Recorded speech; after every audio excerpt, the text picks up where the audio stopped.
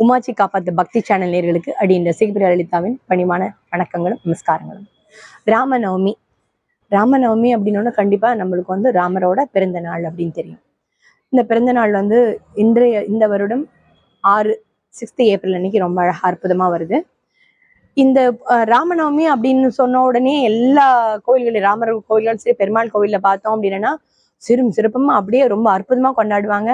அன்றைய தினம் வந்து இந்த ராம நாமம் ராம ஜபம் எந்த இடத்துல திரும்பின இடம் எல்லாமே ராமநாமம் முடிச்சுட்டே இருக்கும் அப்படின்னு சொல்றோம். இந்த ராம அப்படிங்கிற இந்த ஈரெழுத்துக்கு வந்து எவ்வளோ பெரிய ஒரு சக்தி இருக்கு அப்படிங்கிறத வந்து அன்றைய தினம் மட்டும் இல்ல, ஒரு நாளுமே நம்ம வந்து ராமநாமம் எழுதும்போது மனசு வந்து அவ்வளோ ஒரு தூய்மையா இருக்கும். அப்படியே ஒரு கலங்கமில்லாத ஒரு மனசு வந்து நம்மளுக்கு கிடைக்கிறதுக்கு இந்த ராமநாமம் அப்படிங்கிறத வந்து நம்மளுக்கு வழி வழியா சொல்லியிருக்காங்க. பார்வதியே வந்து ஈஸ்வரன் கிட்ட வந்து கேனோ பாயேன லகுணா அப்படின்னு கேட்கும்போது அவர் ரொம்ப அழகா ஸ்ரீராம ராம ராமேதி ரமே ராமே மனோரமே சகசரநாம தத்துல்யம் ராமநாம வராணனின்னு ரொம்ப அழகா விஷ்ணு சகஸ்ரநாமத்தில் கடைசியில அந்த பலஸ்ருதியில வந்து ரொம்ப அழகா சொல்லியிருப்பார். அப்போ ஈஸ்வரன் வந்து ஈஸ்வரிக்கு வந்து சொல்றது அப்படிங்கும் போது அந்த ராமநாமத்தோட பலன் அப்படிங்கிறது வந்து அளப்பரியது அப்படிங்கிறது வந்து இதுல இருந்து நம்ம தெரிஞ்சுக்கலாம். பொதுவா வந்து ராமரை பத்தின விஷயங்கள் வந்து நம்ம ராமாயணம் முழுக்க வந்து ஆரம்பத்துலேருந்து பார்த்தோம்னா கடைசி வரைக்கும் பார்த்தோம்னா சொட்ட சொட்ட சொட்ட சொட்ட வந்து அவர் எவ்வளோ அழகா ஒரு ஒரு மனித ரூபத்துல வந்து ஒரு மனிதன் எப்படி கஷ்டப்பட்டானோ அதே மாதிரி கஷ்டப்பட்டு அந்த வாழ்க்கையை நமக்கு வந்து வாழ்க்கைய ஒரு இறை மூத்தமா இருந்தாலும் அதை நாம எப்படி வாழணுங்கிறது வந்து ரொம்ப அருமையா காமிச்சு போயிருக்காரு. ஆனால் ராமர் அப்படிங்கும்போது ராமருக்கு வந்து ஒரு காருண்யா மூர்த்தி அப்படின்னு சொல்றோம். அதாவது காருண்யா மூர்த்தினா அப்படி ஒரு கருணையான அந்த மனது அப்படின்னு சொல்றோம் இல்லையா. அந்த மனசுல ராமா அப்படின்னு கூப்பிட்டுட்டான்னா அந்த இடத்துல எல்லாருமே ஆஞ்சநேயர் முதல்ல வந்து நின்றுவார் அப்படின்னு சொல்றோம். அதே மாதிரி அந்த ராமங்கிற அந்த ஈரெழுத்து மந்திரம் இருக்கு இல்லையா, அதுக்கு அப்படி கூப்பிடும்போது ஆஞ்சநேயர் மட்டுமா சந்தோஷப்படுறாரு? இல்லையே, சீதா பிராட்டியும் சேர்ந்து சந்தோஷப்படுறா, ராமரும் சேர்ந்து அந்த இடத்துக்கு வந்துடுறாரு அப்படின்னு சொல்றோம். அப்போ இந்த ராமர் அப்படின்னு கூப்பிடும்போது ராமா ராமா ராமான்னு எப்படியே பக்தியோடு கூப்பிடுறவங்களுக்கு மட்டும்தான் அவர் வந்து பலன் கொடுப்பாரா, இல்ல அவருக்கு மட்டும்தான் சாதகமான விஷயங்கள்லாம் செய்வாரான்னு கேட்டா கண்டிப்பா இல்லை. தன்னை வந்து எதிர்மறையா துதிப்படுறவங்க இருப்பாங்க இல்லையா. பொதுவாகவே இந்த ராமநவமின்னு வரும்போது ராமரோ பக்தி பூர்வமா பாக்குறவங்கள ஒரு பக்கம் பார்ப்பாங்க, பக்தி பூர்வமா இல்லாம எதிர்மறை ராமர்னு ஒருத்தர் இல்லவே இல்லை, அதெல்லாம் அப்படி ஒரு விஷயமே நடக்கவே இல்லை, அந்த அயோத்தி பாலம் அதாவது ராமரோட பாலம் அப்படிங்கிறதே வந்து அது ஒரு பொய்யான விஷயம், ராமர் அப்படிங்கிறது இல்லவே இல்லைம்பாங்க. ஆனா அந்த அந்த நாள்ல தான் பாத்தீங்கன்னு வச்சுக்கோங்களேன், இந்த ராமநவமிங்கிற விஷயத்தையும் சரி இந்த ராமர் பிறந்த இடம் எல்லா சரித்திர குறிப்புகளை பார்த்தோம்னா இந்தியால மட்டும் இல்லைங்க, உலகெங்கும் இருக்கிற பல இடத்துல வந்து இந்த ராமருக்கான குறிப்புகள் அப்படியே நீண்டு இருக்கு அப்படின்னு சொல்லலாம். அதுல வந்து இந்த ராமரை வந்து எதிர்மறையான எண்ணங்களோட திட்டிட்டே இருப்பாங்க பாருங்க, அவருக்கு கூட ராமர் வந்து காருண்யமூர்த்தி தான் இருக்கார். அதுக்கு ஒரு சின்ன கதையை மட்டும் பார்த்துடலாம். ராமநவமி ஸ்பெஷலா நந்தன் அப்படின்னு ஒரு ஒரு கை அப்படின்னு வச்சுக்கலாமே. அந்த காலகட்டத்துல வந்து ஒரு தாய் தந்தையர், அவருக்கு வந்து நந்தன்னு ஒரு பையன். அந்த பையனுக்கு வந்து என்ன அப்படின்னா ஒரே பையன் அப்படிங்கிறதுனால ரொம்ப செல்லம் ஜாஸ்தி. அதனால வீட்டுல வந்து ரொம்ப செல்வ செழிப்போட தன்னோட அம்மா அப்பாட்ட வந்து வளர்ந்து வராரு. இவரோட வேலை என்ன அப்படின்னா சாப்பாட்டு ராமன்னா சாப்பிடுறது தூங்குறது, இதை தவிர வேற எந்த வேலையும் செய்ய மாட்டார். அவங்களும் ஒரு புள்ள அப்படின்னு நிறைய செல்லத்துக்கு கொடுத்து வளர்த்துட்டாங்க. இப்படி இதுல வந்து காலம் போக்கு போயிட்டே இருக்கு.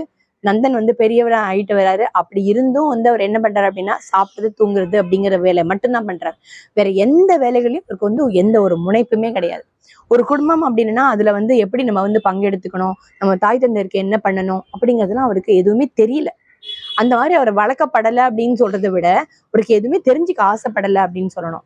அதனால அந்த பெற்றோர்களுக்கு வந்து ரொம்பவே கவலை அதிகமாகி என்ன பண்றாங்க அப்படின்னா ஒரு அந்த அந்த ஊர்ல இருக்கிற ஒரு பெரிய ஆசிரமம், அந்த ஆசிரமத்துல இருக்கிற அந்த துறவிகிட்ட போய் இவரை மாணவரா சேர்க்கணும். அந்த காலத்துல பொதுவாகவே எல்லாமே பார்த்தோம் அப்படின்னா ஆசிரமத்துலதான் அந்த கல்வி அப்படிங்கிறது வந்து கத்துப்பாங்க, எல்லாத்தையும் பண்ணுவாங்க. அதனால இவர் நந்தனை கூப்பிட்டு என்ன பண்ணாங்க அப்படின்னா இந்த குடும்பத்தார் வந்து நேர போனாங்க. இவன் வந்து எந்த ஒரு விஷயத்துலயுமே அவனுக்கு நாட்டமே இருக்கிறதுல, சாப்பிட்றான் தூங்குறான். நந்தனை வந்து ஒரு நல்வழிப்படுத்தி அவனை ஒரு நல்ல பையனா தங்களோட குடும்பத்துக்கு கொடுக்கணும் அப்படின்னு சொல்லி அந்த ஆசிரமத்துல விட்டுட்டு வராங்க. போய் அந்த ஆசிரமத்திலே அவன் என்ன பண்றான்னா சாப்பிட்றான் தூங்குறான். ஆனா ஆசிரமத்துக்கு நிறைய விதிமுறைகள்லாம் இருக்கும். ஆசிரமத்துல இவன் மட்டும் இல்லையே, நிறைய மாணவர்கள்லாம் இருப்பாங்க இல்லையா, அவங்களுக்குன்னு ஒரு நேரம் இருக்கு. அந்த நேரத்துல ஏந்துக்கணும், சில வேலைகள்லாம் செய்யணும், பாடம் படிக்கணும், ரொம்ப அழகான ஒரு டைம் டேபிளை வந்து வச்சிருப்பாங்க இல்லையா, அதை வந்து நந்தனுக்கு சொல்லியிருக்காங்க. ஆனா அவனோட காதுக்கெல்லாம் அதெல்லாம் விழுந்த மாதிரி தெரியல. அதுல வந்து பல பல விஷயங்கள் வந்து சொல்லி கொடுத்துருக்காங்க. அதுல ஒரு ரொம்ப அற்புதமான விஷயம் தான் ஏகாதசி. இந்த ஏகாதசி அப்படிங்கும்போது என்ன ஆகுது அப்படின்னு கேட்டோம்னா, பொதுவாகவே நம்ம விரதம் இருப்போம். அது பாவம் நந்தனுக்கு தெரியல.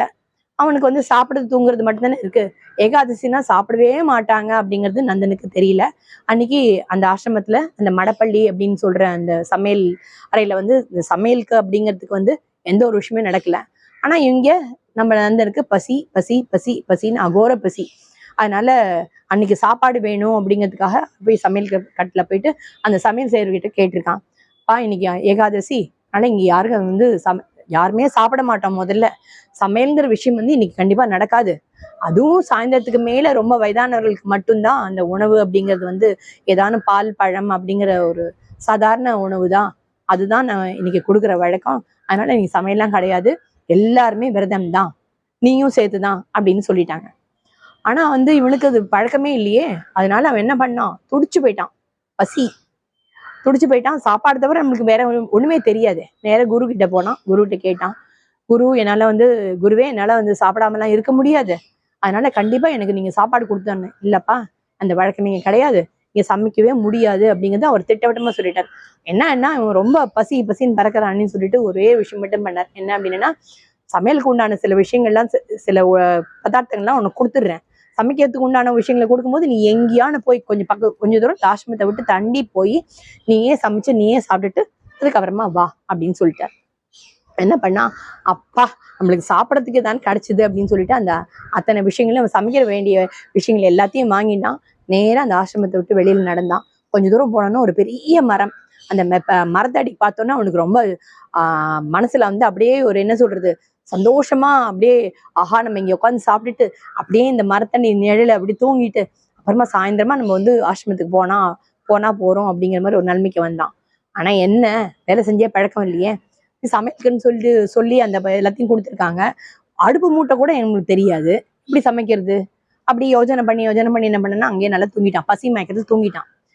தூங்கினோடனே தூங்க போனவனுக்கு தான் என்ன அப்படின்னா, தூங்க போறான். அதுக்கு முன்னாடி என்ன இருக்குன்னா, இந்த ஆசிரமத்துல எப்போதுமே வந்து ராம நாமத்தை சொல்லிட்டு தான் வந்து என்ன பண்ணுவாங்க அப்படின்னா எல்லா விஷயத்தையும் ஆரம்பிக்கிற வழக்கம். அதனால என்ன பண்ணா, ராம நாமத்தை சொல்லிட்டு அதுக்கப்புறமா அவன் தூங்க போயிருக்கான். இந்த ராம நாமத்தை சொன்னா ராமர் என்ன வராம இருப்பாரா? நேரா வந்துட்டார். சீதா, கொஞ்ச நாள் நீ வந்து எனக்காக நீ காத்துன்று. இங்க வந்து என்னோட ஒரு பக்தன் வந்து ரொம்ப பசியில தூங்கிட்டு இருக்கான், அவனுக்கு போய் கொஞ்சம் வந்து சமைச்சு கொடுத்துட்டு வரேன் அப்படின்னு நேரம் கீழே இறங்கி வந்துட்டார்.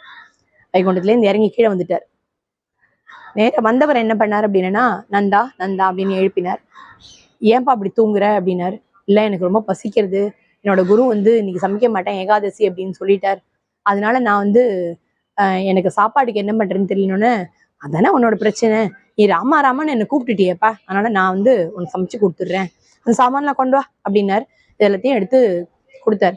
நீங்க யாரு அப்படின்னு கேட்டோன்னே, இப்பதானப்பா நீ தானேப்பா சொன்ன ராமா ராமா ராமா அப்படின்னு, உன் குரு சொல்ற ராமர் தான் பண்ணா, அதனால நானே உனக்கு சமைச்சு கொடுத்துட்றேன், நீ இதை என்ன தானே கூப்பிட்ட நீ, அதனால உனக்கு சமைச்சு கொடுக்குறேன்னு சொல்லிட்டு சமைச்சு கொடுத்தாரு. சமைச்சு கொடுத்தோடனே நந்தனுக்கு என்ன தோணித்தோ தெரியல. ஏன்னா அவன் எச்சகையால கூட காக்கா ஓட்டுற ஆள் அப்படின்னு சொல்லணும். ஏன்னா இப்படி எச்சைங்கிறது இந்த காக்கா ஓட்டாத ஆளுன்னா தன்னோட விரல்கள் இப்படி தெளிச்சா கூட அந்த பருக்க கூட அந்த காக்காக்கு எப்படி சேர்ந்துடக்கூடாதுங்கிற விஷயத்துல வந்து அவன் வந்து அவ்வளோ ஒரு கரெக்டா இருக்கிற ஆள். அப்ப ஏற்பட்டவனுக்கு வந்து ஒரு மனசுல ஒரு சின்ன விஷயம் தோணுது. என்ன அப்படின்னா, ஐயோ இவ்வளவு தூரம் சமைச்சு கொடுத்துருக்காரு, இவரும் நம்மளோட சேர்ந்து சாப்பிட்டு போட்டோமே, எப்படி இவரும் நம்மளோட சேர்ந்து சாப்பிட்டுட்டு போட்டோமே அப்படின்னு தோணிதுக்கு. உடனே என்னோட நீங்க சமைச்ச இருந்து உங்களுக்கு ஒரு பாகம் கொடுக்குறேன் அப்படின்னு தன் கையாலேயே ராமருக்கு ஒரு பாகம் வந்து சாப்பாடையும் கொடுத்துட்டார். ராமரும் சாப்பிட்டுட்டு அப்பா நான் போயிட்டு வரேன்னு. இப்போ என்னோட குரு கேட்டா நீங்க தான் அந்த ராமர் வந்துட்டு போனதா, ராமர் வந்து எனக்கு சமைச்சு கொடுத்துட்டு தான் நான் சொல்லிடுறேன் அப்படின்னா. திருப்பி ஆசிரமத்துக்கு கிளம்பி போனான். இதே மாதிரி அடுத்த ஏகாதசி வந்தது. அடுத்த ஏகாதசியில ராமர் வந்து என்ன பண்ணார் அப்படின்னா, ராமர் சீத்தையோட வந்தார். இவனு என்ன பண்ணான் அப்படின்னா, குரு கிட்ட எனக்கு ஒரு 2 பேருக்கு மேல இருக்கிற மாதிரி சமையல் பொருட்கள்லாம் கொடுங்க, நான் அதுக்கேற்ற மாதிரி சமைச்சு சாப்பிட்றதுக்கு வேணும் அப்படின்னோடனே, குருவுக்கு சிரிக்கிறதா ஆடுதான்னு தெரியல, ஏதோ சொல்றான் கேட்டுப்போம் அப்படின்னு அவரும் கேட்டுட்டு இருக்கார். நேர போனா மரத்தடிக்கு போயிட்டு ராமா அப்படின்னு கூப்பிட்டான். ராமரும் வந்தார். ராமர் சீத்தையோட வந்தார். இந்த வரைக்கும் சமைச்சு போட்டார். சமைச்சு போட்டுட்டு திருப்பியும் திருப்பியும் இந்த இந்த முறையும் வந்து யார் சமைச்சு போட்டா அப்படின்னு ஒரு கேள்வி வரும் இல்லையா குரு கிட்டே இருந்து. அதுக்கான பதில வந்து சொல்லிட்டான். ராமரும் வந்தாங்க, சீத்தையும் வந்தார் அப்படின்னு.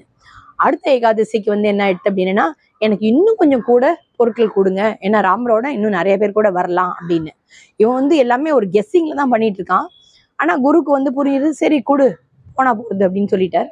அதே மாதிரி இந்த தடவை என்னாச்சுன்னா, ராமரோட சீதை, லக்ஷ்மணன், அதுக்கப்புறமா வானர சைன்யங்கள் எல்லாருமே சேர்ந்து வந்துட்டாங்க. அத்தனை பேருக்கு உண்டான சமையல் சமைக்கணும். ஏற்கனவே இவனுக்கு வந்து ஒருத்தரா இருந்தவன் வந்து ராமரோட 2 பேரா பிரிச்சுக்கிட்டான் தன்னோட உணவை. அதுக்கப்புறமா சீத்தைன்னு வந்தது.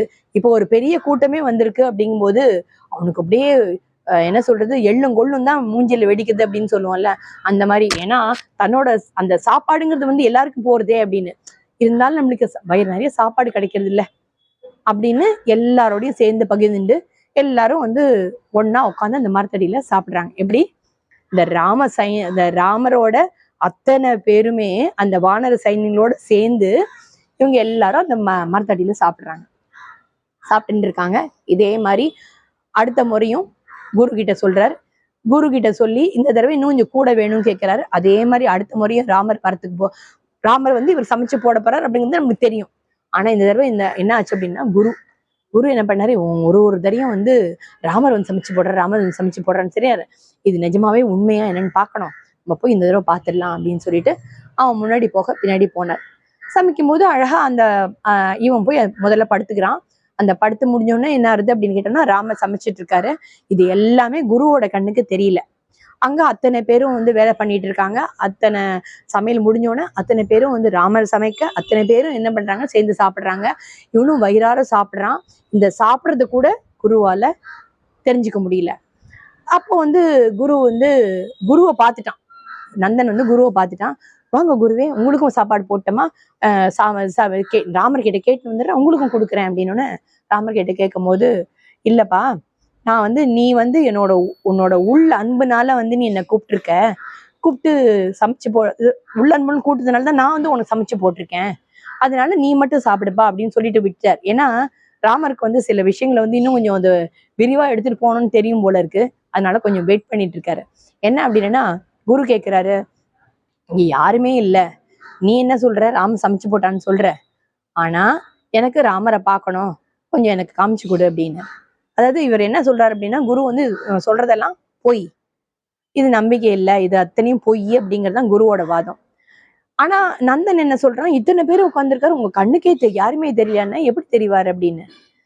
ஏன் எனக்கு தெரியல அப்படின்னு. இத்தனை பேர் உட்காந்துருக்காங்க, இதோ இங்க ராமர், இங்க சீத்தை, இங்க லக்ஷ்மணர், இங்க வந்து நலன், நீரன் அப்படின்னு ஒரு பெரிய வானர சைன்யத்தையே வந்து நந்தன் வந்து காமிக்கிறான். இதுல ஒருத்தரை கூட குருவால பார்க்க முடியல. இது ஏன் அப்படின்னு ராமர் கிட்ட நந்தன் கேட்கிறான். என்னோட குருக்கும் வந்து நீங்க காட்சி கொடுக்கணும், இந்த மாதிரி குரு வந்து உங்களை பார்க்க முடியலன்னு சொல்றாரே. பாவம், அவனுக்கு வந்து ஏற்கனவே வந்து மனசுலதான் வந்து விகல்பமே கிடையாது. அவனுக்கு தெரிஞ்சதெல்லாம் சாப்பாடு, தூக்கம் அந்த மாதிரி தானே தவிர அவன் மனசு வந்து கெட்ட மனசு கிடையாது. ஆனா நல்ல மனசுலதான் என்ன பண்ணிருக்கான்னா, குரு சொல்லியிருக்காருன்னு சொல்லி அந்த ராம நாமத்தை சொல்லியிருக்கான். அந்த ராம நாமத்தை சொன்னதான் ராமரே வந்து சமைச்சு போட்டிருக்காரு. அப்ப சொன்னாரு, உன்னோட விகல்பமே இல்லாத அந்த மனசுல நான் ரொம்ப தூய்மையானவனா இருந்திருக்கேன், ரொம்ப தூய்மையா நீ என்னை கூப்பிட்டுருக்க, அந்த மனசுக்காக தான் நான் வந்து உன்னை சமைச்சு போட்டிருக்கேன். ஆனா உன்னோட குரு வந்து கடமைக்கோசரம் சொல்லணுமே அப்படின்னு ராமநாமாவை சொல்லியிருக்காரு, ராமநாமத்தை சொல்றாரு. என்னை உள்ளன்போட உள்ளார்ந்த அன்போட அவர் ரசிச்சு சொல்லல, அதனால உன்னோட குருக்கு வந்து என்னால காட்சி தர முடியாது அப்படின்னே சொல்லிட்டார். சொன்னப்புறம் இந்த பதில அப்படி தன்னோட குருக்கு சொல்றான்.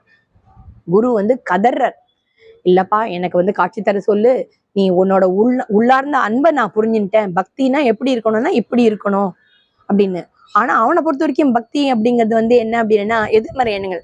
ராமா பாரு, உன்னோட நாமத்தை சொல்லிட்டு தானே நான் வந்து ஒரு நாளும் எனக்கு எல்லாத்தையும் நடந்திருக்கு, இப்ப பாரு எனக்கு சாப்பாடே கிடைக்கலன்னு திட்டினான் நந்தன். ஆனா அவனோட மனசுல எந்த விதமான விகாரமான எண்ணங்களோ விகாரமான குணங்களோ அந்த துர்புத்தியோ இல்லை. அந்த ராமர் அப்படிங்கிறவர் இருக்காரு, உண்மையாவே இருக்காரு. அவர் வந்து அந்த ராம நாமம் உண்மையானது அப்படிங்கறத வந்து அந்த நந்தனோட மனசு நினைச்சது. அந்த மனசு நினைச்சதுனால்தான் ராமரே வந்து அங்க சாப்பாடு பண்ணி போட்டார். அதுக்கப்புறமா அந்த குருக்கும் காட்சி கொடுத்தாரு அப்படிங்கிறதெல்லாம் அடுத்த கதை அப்படின்னு சொல்லலாம். நேர்மறையான எண்ணங்களை மட்டும் இல்லாம எதிர்மறையான எண்ணங்களை கொண்டு ராமரை திட்டுறவங்களா இருந்தாலும் ராமர் வந்து அருள் பாலிப்பார் அப்படிங்கறதுதான் இந்த ராமநவமியோட அடிப்படை தத்துவம். அதுக்கான கதை தான் இப்ப நம்ம கேட்டிருக்கோம். பொதுவா ராமநவமி அப்படின்னு எடுத்துட்டோம்னா நம்மளுக்கு ஞாபகத்துக்கு வருது எது இருக்குன்னா நீர்மோர் பானகம், இந்த 2 விஷயம்தான். ராமர் வந்து ஒரு பெரிய ராமரே வந்து சமைச்சு போட்டிருக்காரு நந்தனோட கதையைப்படி. ஆனா ராமர் எதிர்பார்க்கறது வந்து பெரிய பெரிய பதார்த்தங்கள்லாம் இல்ல, நீர்மோரும் பானகம் தான். இந்த நீர்மோருக்கும் பானகத்துக்கு முன்னாடி கண்டிப்பா ஒரு பின்னாடி ஏதோ ஒரு விஷயம் இருக்கும் இல்லையா? ஏன் நீர்மோரும் பானகமும் ராமருக்கு வந்து இந்த ராம நவமியில நம்ம கொடுக்குறோம் அப்படின்னா, ராமர் வந்து 14 ஆண்டுகள் என்ன பண்ணாருன்னா கானகத்துல தானே இருந்தார். அப்ப அங்க போற இடத்துல காட்டுல எல்லாம் என்ன கிடைக்கும் உங்களுக்கு? ஒண்ணுமே கிடைக்காதே. ஒரு இனிப்பு சம்பந்தமா ஏதான ஒரு விஷயம் கிடைக்கும். அதுல இருந்து இந்த பானகம் அப்படிங்கிறத ஒண்ணு தயாரிச்சிருப்பாங்க. மோர் அப்படிங்கும்போது, தயிர் அப்படிங்கும்போது ஒரு பசு இருந்து பசும்பால் மூலமா நம்மளுக்கு தயிர் கிடைச்சிருக்கணும். அப்ப கண்டிப்பா கானகத்துக்குள்ள அப்படின்னு பாத்தீங்க அப்படின்னா கண்டிப்பா பசு எங்க இருக்கும் இல்லையா? அப்போ தயிருங்கிற விஷயம் ஏதோ ஒரு இடத்துல கிடைக்கும் போது அந்த தயிரா சாப்பிடுற வழக்கம் இல்லை. அது நல்ல நீர்க்கு அப்படின்னு. அதனாலதான் நீர் பெருக்கி அப்படின்னு சொல்லிதான் தயிரை நம்ம வந்து பயன்படுத்தும் முறையே நம்மளுக்கு எப்படி சொல்லியிருக்காங்கன்னா, நீர் பெருக்கி நீர் மோரை தான் சாப்பிடணும், தயிரா சாப்பிட்றதுக்கு இல்லை அப்படின்னு. அந்த மாதிரி கானகத்துல வந்து அவருக்கு கிடைச்சது என்ன, அவர் சாப்பிட கிடைச்சது என்ன அப்படின்னா இந்த நீர்மோரு, இந்த பானகம் மட்டும்தான். அது தவிர ரொம்ப எளிமையான உணவுகள்ல வந்து இந்த பாசி பருப்பு அப்படின்னு சொல்லுவோம் இல்லையா, அந்த பைத்தம்பருப்பை வந்து நம்ம சொல்றோமே இப்ப சாலட் அப்படின்னு சொல்றோமே, அந்த மாதிரி பச்சையாவே ஊற வச்சு அதோட என்ன பண்ணுவாங்கன்னா இந்த வெள்ளரிக்காயும் சேர்த்து ஒரு கொஞ்சமா உப்பு தடவி, இவ்வளவுதான் அந்த ராமநவமிக்கு செய்யற முக்கியமான விஷயங்கள். மற்றபடி பால் பாயசமோ இல்ல வந்து அவர் வந்து பால் பாயசம் பண்ணி தானே ராமரே பிறந்தார் அப்படிங்கிறதுக்காக அவர் பால் பாயசம்லாம் கேட்கல. தான் கஷ்டப்பட்ட போது கானகத்துல நம்மளுக்கு அவருக்கு என்னெல்லாம் கிடைச்சது, எந்த மாதிரி விஷயத்தெல்லாம் அவர் வந்து சுத்தி வர வந்திருக்காரோ அதை தான் நம்மளோட வாழ்க்கை முறையில வந்து ரொம்ப அற்புதமா சொல்லியிருக்காங்க. இந்த ராமநவமிலையும் ராமருக்கு பிடிச்ச அந்த நீர்மோரியும் பானகத்தையும் நம்ம நெய்வேத்தியம் பண்ணி சீரும் சிறப்புமா கொண்டாடுவோம். நேயர்கள் அனைவருக்கும் ராமநவமி நல்வாழ்த்துக்கள். மீண்டும் அடுத்த காணொலியில ரொம்ப சுவாரஸ்யமான விஷயத்தோட உங்களை சந்திக்கிறேன். அதுவரை நன்றி கூறி விடைபெறுவது உங்கள் ரசிகப்பிரியா லலிதா. நன்றி, நமஸ்காரம்.